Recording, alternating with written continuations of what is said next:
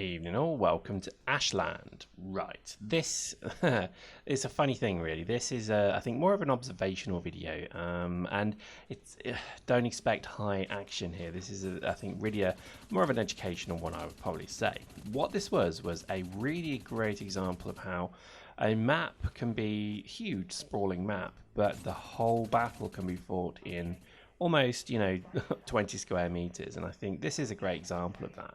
As you can see, we pretty much zerged the first 4 points, and weirdly enough our valiant foes didn't seem to really push forward, so we set up a perimeter actually, which seemed to be quite a kind of interesting tactic, because they didn't even want to break out. It was very much they were kind of going to go and butt heads with us, and then one side was going to lose, one was going to win. So I thought it was good. So this is hence why it's more of a tactical one, because I think really this is certainly worthy of study, because I think certainly a lot of the game can hook and depend upon a single, almost couple of square yards, if you like, or of space. And for me particularly, I think the a lot of these maps are very kind of intricately designed, but it is a joy to see that the action happens all across the map.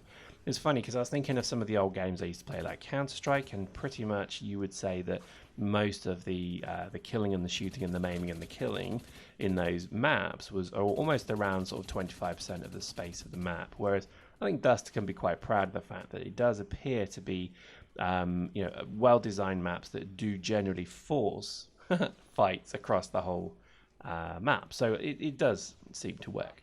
But this map was this match was a particularly good example of where pretty much nobody's really pushing their point. We're kind of, I guess, milking them, if that makes sense.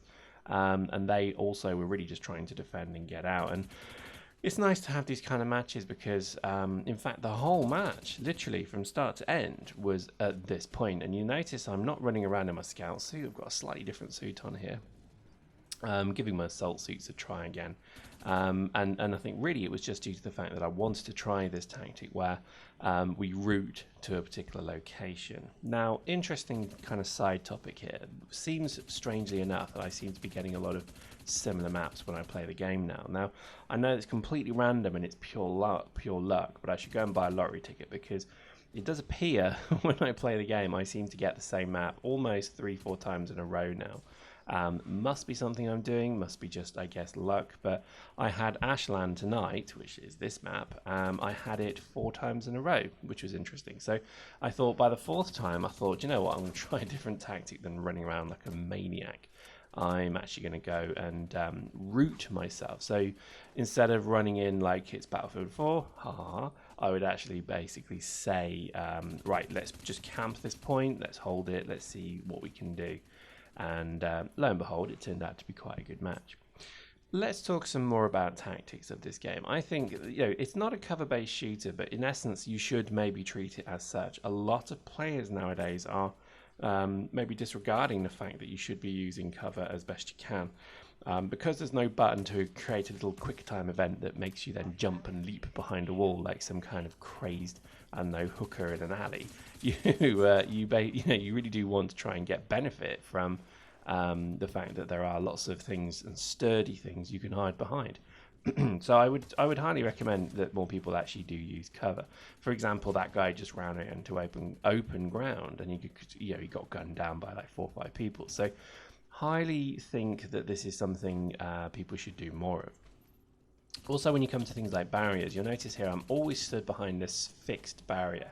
I'm not standing in front of the railing, because lo and behold, you can actually shoot through that thing. So simple stuff, but you'd be gobsmacked at how little people do this. I mean, it's strange when I think it's a kind of thing of Twitch shooting where cover is for wimps. And I always play that way. I've always played that way, particularly with the shotgun. Cover doesn't exist with a shotgun.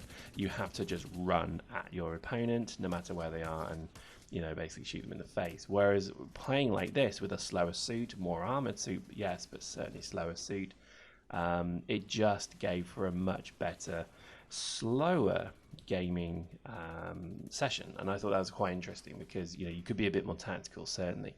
It's funny. There's almost like a nice comment here around the tactics of the squad leader as well, because I find that so many times squad leaders generally are the ones running headlong into the fray, and the reality is they should be doing more like what I do here. And don't get me wrong, I never do this. In fact, this is just more to show you what my thoughts were at the time.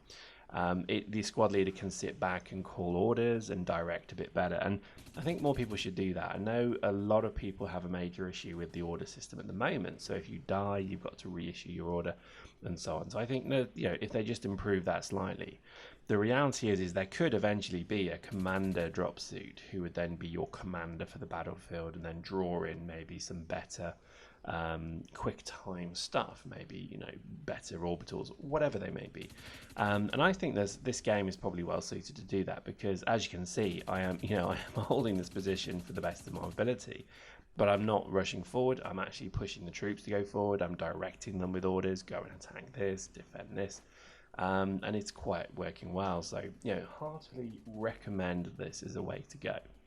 I think in general it's a funny thing really, because I think as we start to see the game developed, certainly it's slowing down, that's very clear, and the game is becoming a much more kind of progressively I guess leisurely, but no, not leisurely, that's the wrong word. It's becoming a much more kind of thinking person shooter, because in essence you have to actually kind of very carefully plan what you're going to do. Otherwise you do throw away real asset here. It's not Battlefield 4 where you run around a corner, die, respawn, get in a tank, it gets blown up, respawn, get in another tank. It's not like that. You actually have to kind of pay for your losses. But I think, certainly when it comes to tactics, I would maybe suggest squad leaders giving this a go, is maybe almost hang back. Don't be the first person around the corner.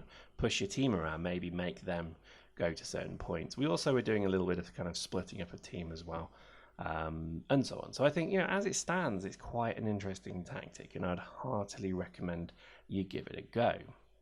So there we go, and that was just Ashland. I mean, I think if you have a particular, interest, maybe go and get a squad of 6 laser rifles and literally just pick a high point and then, have some fun. You'll be amazed how much fun you can have from it. So there we go. Hope you enjoyed that. See you next time.